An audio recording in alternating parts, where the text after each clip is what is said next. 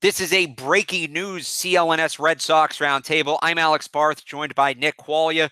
Found out just before first pitch on Tuesday night, Chris Sale is headed to the 10-day DL with left elbow soreness. It's a vague term. We don't know too much about the injury. What we do know, though, is that CLNS's Mike Petraglia was in the press conference. He said Chris Sale told reporters that he's being upfront about what this is, wouldn't lie to the team, wouldn't lie to the media, expects to miss one start and that's it. But that one start would have come this weekend in a crucial series against the New York Yankees. So, Nick, let's start with this. There has been talk about putting Sale on the DL so he can get some rest, but at the same time, to do that and skip a Yankee start as opposed to any of the trash teams they've played in the last month or any of the trash teams they'll play in the next month. How much do you think, give me percentages, Sale is really injured versus this is just an excuse to get him some rest without him taking up a roster spot? Yeah, I don't think there's a chance that Alex Cora would pull Chris Sale, especially against the Yankees. And, you know, Chris Sale, one thing that we love about him is he's a competitor, and he said it tonight in the press conference. He wants to make the start. If he could do it, if this was a playoff start, he would be out there. The thing is with Chris Sale, you need this guy for the rest of the season. Listen, when I first heard this news, scrolling on Twitter, I was like most Red Sox fans. I wanted to throw up on my laptop in front of me. But you need this guy. So any sign of any injury, I don't care if his left toe is a little sore. This guy needs to be with you for the rest of the season. So if he has any sign of being injured, you should sit him. The unfortunate thing, obviously, is that it's a Yankee start. I don't think they're trying to dodge the Yankees with Chris Sale at all because of anything, they need this guy to pitch against the Yankees to maintain this lead. Because realistically, what is it? If hypothetically the Red Sox win tonight, Yankees win tonight, they could end up a half game behind the Red Sox if they were to sweep them, which I don't think is going to happen. You need this guy. You need this guy healthy for the entire season. If Chris Sale even goes, ooh, I've got a little soreness in my left shoulder, you got to sit him. You cannot risk that for the rest of the season. But the fact that it comes right now, you have to wonder, is there anything the Red Sox could have done leading up to this point where maybe he wouldn't have to miss a Yankee start? If he'd missed a start or two a month ago, 2 months ago, they'd spaced him out a little bit. Maybe he's not sore now. They've done a better job of managing him this year. I'm not going to say they haven't. I think Alex Cora has done a pretty good job. But there were a couple of times where he went later into games that you'd maybe want to see him go. There were a couple chances they had to push his starts back that they didn't, for instance, right after the All-Star game. So I do feel like there is a little bit of blame that you can put on the team. And part of the reason it's a little bit of blame is not necessarily because of how little they were involved, but the fact that it sounds like he'll only miss one start.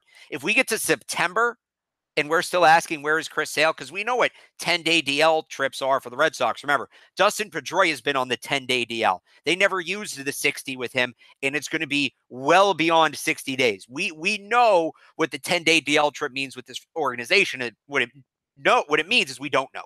We don't know the real severity of what's going on. Chris Sale said he was being upfront. We can take that at his value. He seems like an honest guy, but the longer he is out, the more starts he misses, the more we're going to look backwards at earlier games, earlier situations in the season when they had a chance to lessen the workload and they didn't.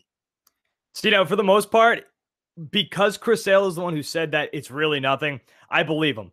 But how many times has David Price said his injury is really nothing? Well, I don't compare the two mentalities. You know there's a difference between Chris Sale and David Price. You know there's a big difference. And I do. But it's with this team, whoever it is, I got to see it to believe it. When he's out there against Toronto next week, fine. I have no reason to not believe him, but the Red Sox history with the way they use the 10-day DL and the way they manage injuries, it's not so much about Sale, it's more about everybody else in that building. No, absolutely. And I understand that. I understand why you would be nervous about that, but again, he's the one who said it. And this is a quote Evan Drellick of NBC Sports Boston said that Chris Sale said during the press conference. Take some Advil, get it rubbed down, and get ready to go. Chris Sale is adamant this is a minor injury and that if he had to pitch, that he could.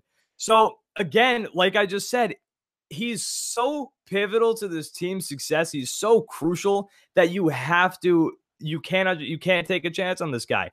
And yeah, and I know the Red Sox organization as a whole, like exactly, Dustin Pedroia placed on the 10-day DL they just traded for Ian Kinsler last night. So it looks like he's not going to be back at all for the rest of the year. Brandon Phillips. Yeah, exactly. After having Brandon Phillips and after you have Eduardo Nunez and Brock Holt, but that's a story for a different day. There's no day that Eduardo Nunez is the story for, just for the record. He's been hot lately. Before we go down that rabbit hole, let's play devil's advocate here, Nick. Let's play worst case scenario, because you know how much I love to do that. If Chris Sale does miss an extended period of time, and you can define that how you want, it's more than one start, though, for sure. 2 starts, 4 starts a month, whatever. The Red Sox are 6 up on the Yankees with 10 games left head-to-head.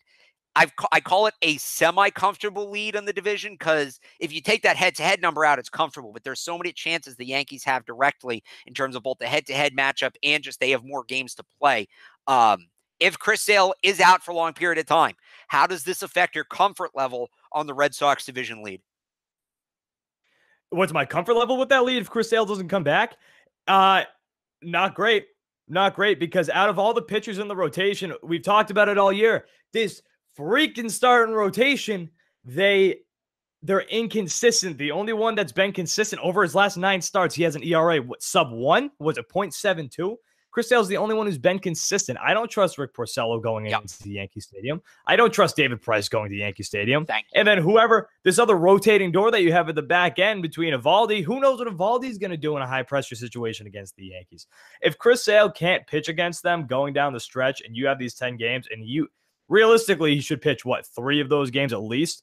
That should be 3 wins unless the Red Sox get shut out. Chris Sale's the only one that I trust, and if he doesn't come back, then this knot that I already have in my stomach, it's going to tighten up like a monkey knot. I won't be able to handle that.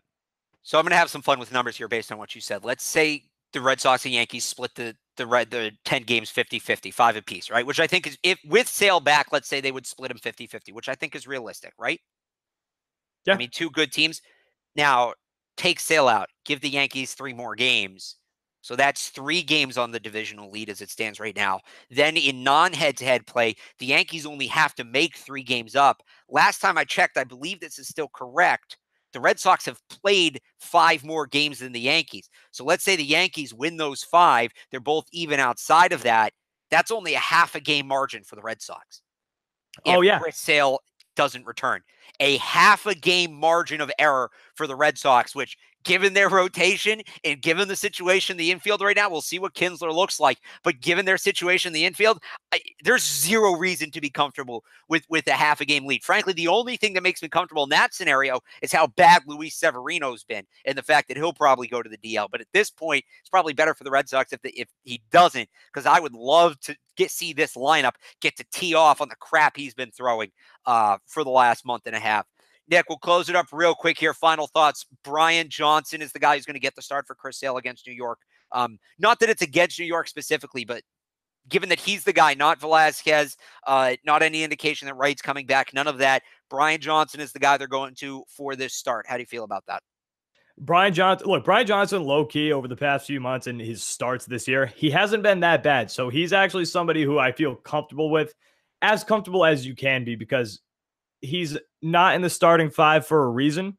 But for an arm that's coming in as essentially a backup for the starting rotation, yeah, I feel okay with that. Against this Yankees team, remember, without Aaron Judge, against this Yankees team, I don't feel safe, but I feel like it's winnable, especially with the way this Red Sox offense can pop off. This Red Sox offense has shown just so many times that your starter could give up 5 runs, but it doesn't matter because they'll score 12. They'll score 11. They'll score 10.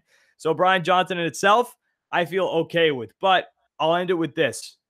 If you're a Red Sox fan and you feel comfortable with Chris Sale being on the 10-day DL right now, and you understand what this organization does, like we talked about earlier, then you are a fool, because the Red Sox have lied to us time and time again. I only trust it because it's Chris Sale, but if you feel 100% comfortable, you're a goddamn fool. Nick, welcome to the dark side. For more Red Sox coverage, you can follow us on Twitter at Red Sox CLNS and check us out online at clnsmedia.com. We will have complete coverage, both from Fenway and remotely, of the Red Sox-Yankees series, so you want to stick with us for all of that. For Nick Quaglia, I'm Alex Barth. Thanks for watching. We'll talk to you next time.